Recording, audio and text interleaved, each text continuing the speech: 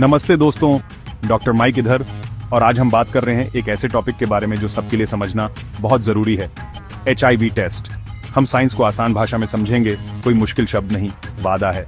इसे ऐसे समझो कि HIV टेस्ट के बारे में सब कुछ जानने के लिए ये एक ही जगह काफी है। ये क्या है से लेकर क्यों जरूरी है तक। हम अलग अलग तरह के टेस्ट वो क्या देखते हैं और आपके लिए रिजल्ट्स का क्या मतलब है, ये सब कवर करेंगे। जानकारी ताकत होती है और जब बात आपकी सेहत की हो तो जानकारी होना बहुत जरूरी है। तो शुरू करते हैं बेसिक्स से। HIV टेस्ट आपके शरीर में ह्यूमन इम्यूनोडेफिशिएंसी वायरस की मौजूदगी का पता लगाने के लिए बनाया गया है। ये वायरस आपके इम्यून सिस्टम पर हमला करता है और अगर इसका इलाज नहीं किया गया तो ये समय के साथ आपके शरीर के बचाव को कमजोर कर सकता है, जिससे एड्स हो सकता है। याद रखें, HIV और एड्स एक ही चीज नहीं है। HIV खुद वायरस है, जबकि एड्स HIV इन्फेक्शन का सबसे एडवांस्ड स्टेज है।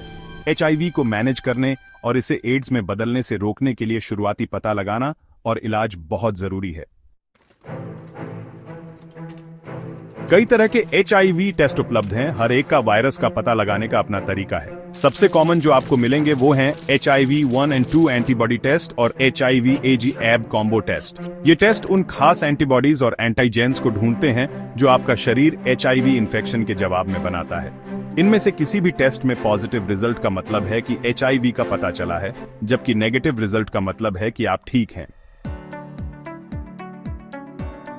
HIV टेस्ट करवाना एक सिंपल ब्लड टेस्ट है, जैसे आप दूसरे हेल्थ चेकअप के लिए करवाते हैं। ज्यादा खून की जरूरत नहीं होती, बस एक छोटी सी शीशी भर। इस्तेमाल किए गए टेस्टिंग मेथड के हिसाब से आपका खून प्लेन ट्यूब, SST ट्यूब या EDTA ट्यूब में लिया जा सकता है। इन टेक्निकल टर्म्स के बारे में ज्यादा मत सोचो। जरूरी बात यह है कि प्रोसेस जल्दी और कम दर्द वाला होता है। चौथा चैप्टर, कितना खून चाहिए।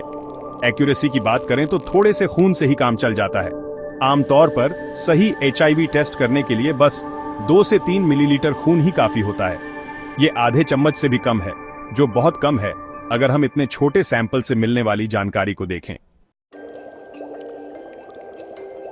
HIV टेस्टिंग सीरोलॉजिकल टेस्टिंग का हिस्सा।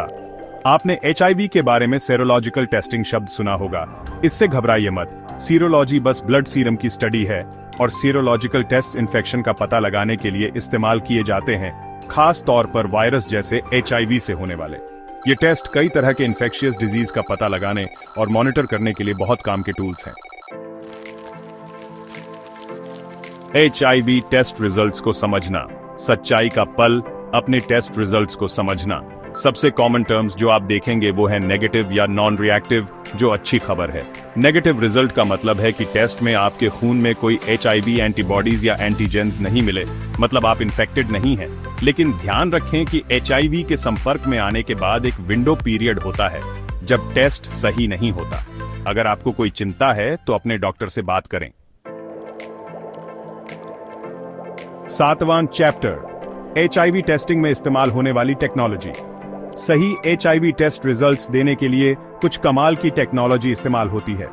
3 कॉमन मेथड हैं, ELISA, CLIA और रैपिड कार्ड टेस्ट। ये मेथड आपके ब्लड सैंपल में HIV एंटीबॉडीज या एंटीजेंस की मौजूदगी का पता लगाने के लिए ELISA रीडर्स, CLIA एनालाइजर्स और रैपिड कार्ड रीडर्स जैसे एडवांस्ड इंस्ट्रूमेंट्स पर निर्भर करते हैं। HIV डिटेक्शन का साइंस एंटीजन एंटीबॉडी रिएक्शंस पर आधारित है। ELISA, CLIA, ECLIA और इम्यूनोक्रोमेटोग्राफी ऐसे प्लेटफॉर्म हैं जो इस बेसिक सिद्धांत का इस्तेमाल करके HIV की सही पहचान करते हैं। ये टेस्ट आपके खून में HIV से जुड़े मॉलिक्यूल्स के छोटे से छोटे निशान का भी पता लगा सकते हैं, जिससे भरोसेमंद रिजल्ट्स मिलते हैं। HIV टेस्ट को क्वालिटेटिव या क्वांटिटेटिव में बांटा जा सकता है। रैपिड टेस्ट और ELISA टेस्ट, जो शुरुआती स्क्रीनिंग के लिए इस्तेमाल होते हैं, क्वालिटेटिव रिजल्ट्स देते हैं, मतलब वो बताते हैं कि HIV है या नहीं। दूसरी तरफ PCR बेस्ड टेस्ट, जो वायरल लोड नापने के लिए इस्तेमाल होते हैं, क्वांटिटेटिव रिजल्ट्स देते हैं, जो आपको एक नंबर बताते हैं कि आपके शरीर में कितना वायरस है। HIV के असर को समझने के लिए ये समझना जरूरी है कि ये आपके इम्यून सिस्टम के साथ कैसे काम करता है। HIV खास तौर पर CD4 T सेल्स नाम के व्हाइट ब्लड सेल्स पर हमला करता है। जो आपके शरीर को इन्फेक्शन से बचाने में अहम भूमिका निभाते हैं। जैसे जैसे HIV बढ़ता है, ये धीरे धीरे इन CD4 सेल्स को खत्म कर देता है, जिससे आपका इम्यून सिस्टम कमजोर हो जाता है। इससे आपके शरीर के लिए इन्फेक्शन और बीमारियों से लड़ना मुश्किल हो जाता है और आप बीमारियों के प्रति ज्यादा संवेदनशील हो जाते हैं। शुरुआती HIV इन्फेक्शन में अक्सर फ्लू जैसे लक्षण होते हैं, जिन्हें आसानी से दूसरी आम बीमारियों समझा जा सकता है। बुखार, थकान, वजन घटना, गले में खराश, लिम्फ नोड्स में सूजन और रात को पसीना आना, ये सब संभावित संकेत हैं। जैसे जैसे HIV आगे बढ़ता है, ये लक्षण बदतर हो सकते हैं और आपको ज्यादा गंभीर स्वास्थ्य समस्याएं हो सकती हैं। याद रखें कि ये लक्षण सिर्फ HIV के नहीं हैं और दूसरी बीमारियों के कारण भी हो सकते हैं। अगर आपको इनमें से कोई भी लक्षण दिखाई दे, खास तौर पर अगर आपको लगता है कि आप HIV के संपर्क में आए हैं, तो टेस्टिंग और निदान के लिए डॉक्टर को दिखाना जरूरी है। अगर इलाज नहीं किया गया तो HIV एड्स में बदल सकता है, जिसका मतलब है acquired immunodeficiency syndrome. AIDS HIV infection का सबसे एडवांस्ड स्टेज है, जहां इम्यून सिस्टम बहुत कमजोर हो जाता है। इससे एड्स वाले लोग अपॉर्चुनिस्टिक इन्फेक्शंस के प्रति ज्यादा संवेदनशील हो जाते हैं, जो ऐसे इन्फेक्शन हैं जो स्वस्थ इम्यून सिस्टम वाले लोगों को शायद ही कभी बीमार करते हैं। ये इन्फेक्शन एड्स वाले लोगों के लिए जानलेवा हो सकते हैं। 13वां चैप्टर, HIV कैसे फैलता है ये समझना रोकथाम के लिए जरूरी है। ये वायरस खास बॉडी फ्लूइड्स जैसे खून, वीर्य, योनि से निकलने वाला द्रव और स्तन के दूध के जरिए फैलता है। बिना सुरक्षा के सेक्स, सुइयां शेयर करना और इन्फेक्टेड ब्लड ट्रांसफ्यूजन लेना इसके फैलने के सबसे कॉमन तरीके हैं। ध्यान रखें कि HIV गले मिलने, हाथ मिलाने या बर्तन शेयर करने जैसे आम संपर्क से नहीं फैलता। 14वां चैप्टर, HIV जेनेटिक बीमारी नहीं है, मतलब ये माता पिता से बच्चों में जीन्स के जरिए नहीं जाता, लेकिन ये HIV पॉजिटिव मां से उसके बच्चे में गर्भावस्था, प्रसव या स्तनपान के दौरान जा सकता है। इसे वर्टिकल ट्रांसमिशन कहते हैं। अच्छी बात यह है कि सही मेडिकल केयर से वर्टिकल ट्रांसमिशन का खतरा बहुत कम हो सकता है। 15वां चैप्टर, HIV बहुत ज्यादा फैलता है, खास तौर पर बिना सुरक्षा के सेक्स और दूषित सुइयों को शेयर करने से। कंडोम का लगातार और सही तरीके से इस्तेमाल करके सुरक्षित सेक्स करना HIV ट्रांसमिशन को रोकने के सबसे कारगर तरीकों में से एक है। सुइयों या किसी भी ड्रग के सामान को शेयर न करना भी उतना ही जरूरी है। याद रखें, आपकी सेहत आपके हाथ में है और रोकथाम के उपाय करना बहुत जरूरी है। 16वां चैप्टर, पोषण और HIV। स्वस्थ जीवन शैली बनाए रखना सबके लिए जरूरी है, लेकिन HIV से जी रहे लोगों के लिए यह खास तौर पर जरूरी है।